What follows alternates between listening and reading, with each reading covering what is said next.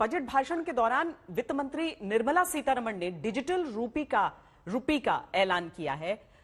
ये एक digital currency होगी। वित्त मंत्री ने कहा कि वित्त वर्ष 2022 से 23 की शुरुआत में ही आरबीआई की डिजिटल करेंसी डिजिटल रुपी को लॉन्च किया जाएगा। इसका मतलब यह हुआ कि आने वाले समय में आप अपने पर्स में कागज के नोट या प्लास्टिक मनी जैसे क्रेडिट और डेबिट कार्ड रखने की जरूरत नहीं होगी।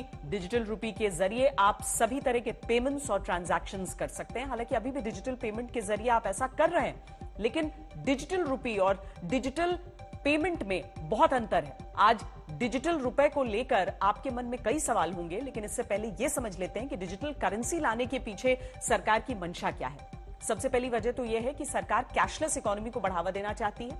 इससे कैश पर निर्भरता काफी कम हो जाएगी। एक आंकड़े के अनुसार भारत में हर साल करीब 30 लाख करोड़ रुपए का कैश ट्रांजैक्शन होता है। डिजिटल रुपी एक कॉस्ट इफेक्टिव यानी कम खर्चीली तकनीक है। इससे सरकार को नोट छापने और इसके ट्रांसपोर्टेशन का खर्च बच जाएगा। कागज की करेंसी होने के कारण देश में आमतौर पर हर साल हर 5 में से एक नोट हटाना पड़ता है। इसमें रिजर्व बैंक की एक बड़ी राशि खर्च होती है। इसके अलावा डिजिटल करेंसी से ट्रांजैक्शन जल्दी पूरे किए जा सकते हैं। मौजूदा दौर में डिजिटल ट्रांजैक्शन में 1 मिनट से लेकर 48 घंटे तक का समय लगता है। सबसे बड़ी बात, डिजिटल रुपी से भ्रष्टाचार को काबू में करने में मदद मिल सकती है, क्योंकि डिजिटल रुपी को ट्रैक किया जा सकता है। इसके पेमेंट को छिपाया नहीं जा सकता है। आमतौर पर भ्रष्टाचार को फलने फूलने में कैश का बहुत बड़ा रोल होता है। इस तकनीक से कैश का इस्तेमाल बहुत तेजी से कम किया जा सकता है। डिजिटल रुपी को ब्लॉकचेन टेक्नोलॉजी और कई दूसरी डिजिटल टेक्नोलॉजी के इस्तेमाल के जरिए मार्केट में उतारा जाएगा। ऐसा माना जा रहा है कि डिजिटल रुपी वाली ये तकनीक देश में डिजिटल इकोनॉमी के क्षेत्र में एक क्रांतिकारी कदम साबित होगा। इसे लेकर वित्त मंत्री निर्मला सीतारमण ने क्या कहा है, ये आपको जरूर सुनना चाहिए।